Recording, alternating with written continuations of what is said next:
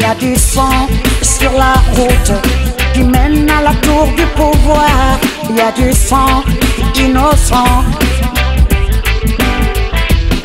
Les partis en face sont d'accord qu'ils ne seront jamais d'accord. Opposition radicale, parti au pouvoir radical. Le verbe devient inamical, la démocratie tribale. Ils ont bétaisé le débat, baulisé le débat. Ils ont doulaisé le débat. Les querelles de personnes mettent en péril la République. La désinformation intoxique l'opinion publique. Moi c'est Kevin Ba, je suis gabonais. Je vis à Caen. Je suis ingénieur de recherche à Monétique. Alors j'interviens ce soir pour exprimer un peu ma pensée par rapport à la situation du Gabon. En fait, je me rends compte en écoutant les uns des autres, en visualisant les vidéos sur YouTube, qu'il y a pas mal de personnes qui ne connaissent pas très bien ce qui se passe au Gabon, le contexte réel du Gabon. Les gens, ils avancent des choses qui ne sont pas forcément, qui ne reflètent pas forcément la réalité. Moi, j'ai toujours vécu au Gabon, bien que je sois ici. La situation du Gabon est simple. Nous avons d'un côté une famille qui, depuis plus de bientôt 50 ans, gère le pays. Le père a pris le pouvoir. Aujourd'hui, c'est le fils. Et en 2009, lorsque Omar Bongo décède, le fils arrive au pouvoir à travers une fraude généralisée. En fait, aujourd'hui, lorsque nous parlons de l'élection au Gabon, ceux qui ne connaissent pas la réalité de notre pays parlent des partisans de Ping. Il ne s'agit pas des partisans de Ping.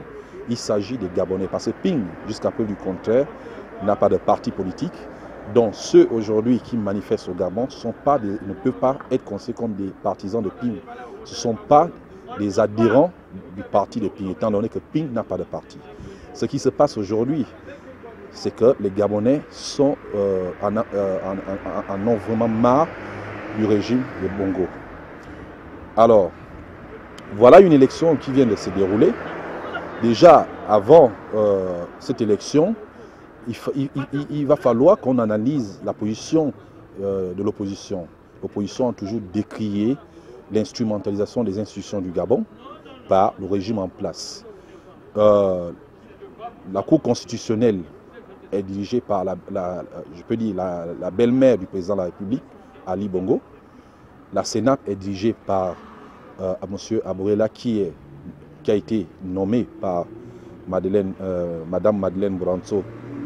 Et en plus, M. Aborela est membre du PDG, sauf erreur de ma part.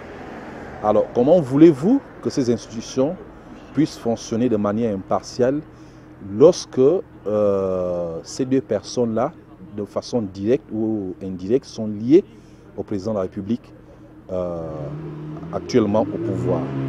Nous disons que ce n'est pas une situation normale et admissible.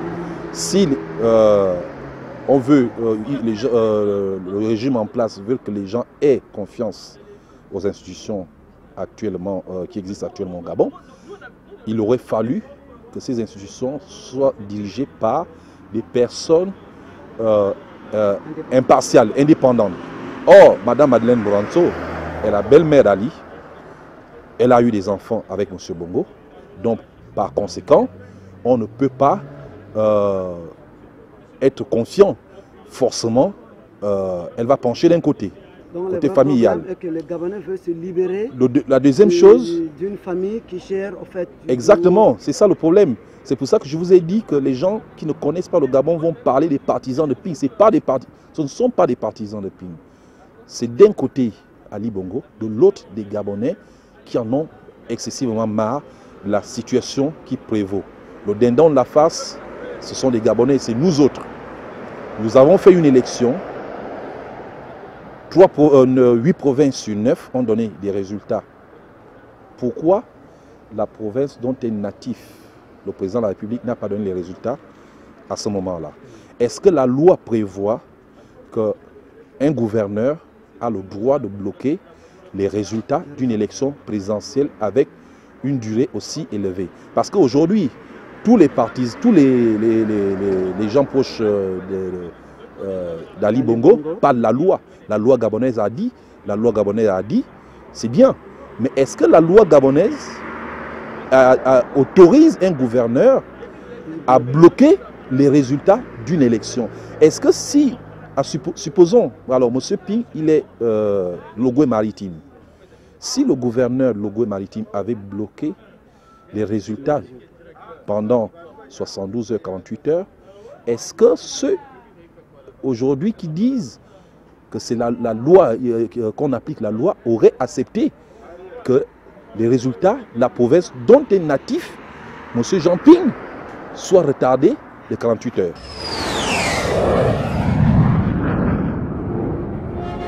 Il y a du sang sur la route qui mène à la tour du pouvoir. Il y a du sang innocent. Ben, dans ces conditions, ça veut dire que moi, ce que je dis n'engage que moi. Si il s'obstine, déjà à titre personnel, un président qui fraude, c'est déjà quelque chose d'inadmissible. Avant de répondre à votre question, je vais ouvrir une parenthèse.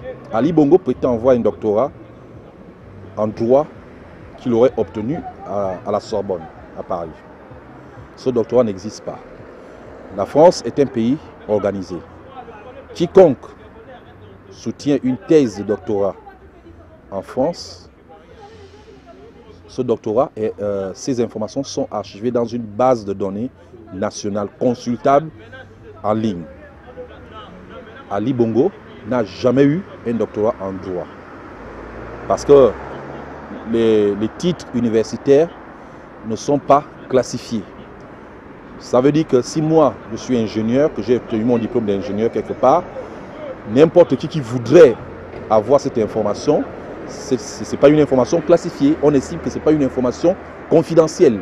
La preuve en est que lorsque vous allez passer un entretien dans une entreprise, cette entreprise peut contacter l'école où vous avez appris. Donc ça veut dire qu'au niveau académique, les informations concernant les titres académiques ne sont pas classifiées. Alors comment comprendre qu'un président de la République dise à sa population qu'il a eu un doctorat en droit alors qu'en réalité il ne l'a pas eu? Comment? Parce que le président de la République, il doit être au-dessus de la mêlée. Il doit être un modèle pour les jeunes que nous sommes. Alors lorsqu'un président le fait, comment voulez-vous qu'on ait confiance à un tel président? Ça c'est de 1. De 2, si moi aujourd'hui, quelqu'un venait à contester ma nationalité, la loi dans mon pays, au Gabon, dit ceci. Je ne sais pas ce qui se passe, comment ça se passe dans d'autres pays, mais je parle de mon pays, au Gabon. Si quelqu'un conteste ma nationalité, c'est à moi de prouver que je suis celui que je prétends être. Pourquoi, si quelqu'un me dit que je ne suis pas le fils de mon père, pourquoi devrais-je tuer des gens, emprisonner des gens, faire des procès aux gens? C'est simple. Je fais une thèse ADN si je n'ai rien à me reprocher. Revenons sur l'élection. S'il a été élu, comme il prétend l'être, s'il était sûr de ses résultats, mais c'est simple. C'est très simple. Ben, on recompte. C'est du bon sens. Parce que s'il veut être le président, s'il veut être au-dessus de la mêlée, s'il veut réellement la paix au Gabon, il devrait pouvoir le faire. Mais pourquoi il refuse de le faire? Au nom de quelle loi? Est-ce que la loi peut, dans un pays, la loi peut exister si ce pays n'a pas de population? Ce que je dis aux Gabonais, et ce que je dis là, m'engage, c'est que c'est l'oppresseur qui définit les règles du jeu. Ali Bongo a montré de toutes les façons qu'il n'est pas capable d'être au-dessus de la mêlée, qu'il n'est pas capable d'être, comment dirais-je, il n'est pas capable de faire des choses honnêtement, parce qu'on est passé du diplôme qui est faux, à l'acte de naissance qui est faux, à une élection qui est fausse. Ça veut dire que c'est un président qui vit dans tout ce qui est faux. Et moi je dis, et je lance un appel aux Gabonais, je leur demande de lutter jusqu'au bout. Il faut qu'on continue la lutte. Il faut qu'on continue la lutte. Ça ne sert à rien d'aller voter si nous, le peuple, notre choix n'est pas respecté. Ça veut dire qu'en face, nous avons quelqu'un qui n'a absolument rien à foutre de nos opinions. Vous voyez, c'est ça. Dans une démocratie, c'est celui qui gagne, okay, qui devient président. Dans mon pays, le Gabon, c'est celui qui ne gagne pas qui devient président. Est-ce que c'est normal? C'est pas normal.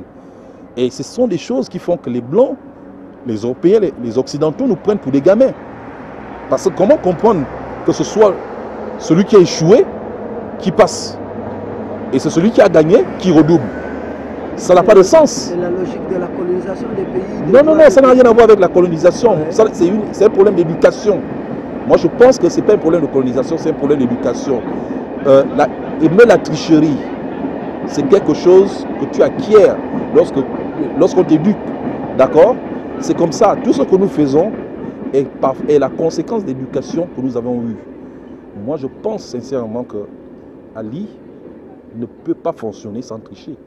Voilà qu'il est en train de diviser le Gabon, la province du Haut-Ogooué. Ce sont nos frères qui sont là-bas. Mais ces frères-là, lorsqu'ils viennent nous dire qu'il a eu 99,93%, qui peut avaler ça? Dans quelle élection au monde?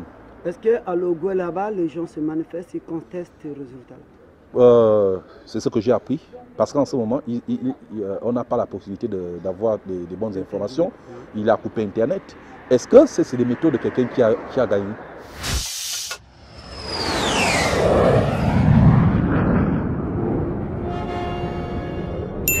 C'est la course au pouvoir, c'est la course au pouvoir. C'est la course au pouvoir, c'est la course au pouvoir. C'est la course au pouvoir, c'est la course. C'est la course au pouvoir, c'est la course au pouvoir. C'est la course au pouvoir, c'est la course. 100% innocent, coulé. Le sang de 100 innocents, coulé. J'ai dit 100% innocent, coulé. Le sang de 100 innocents, coulé.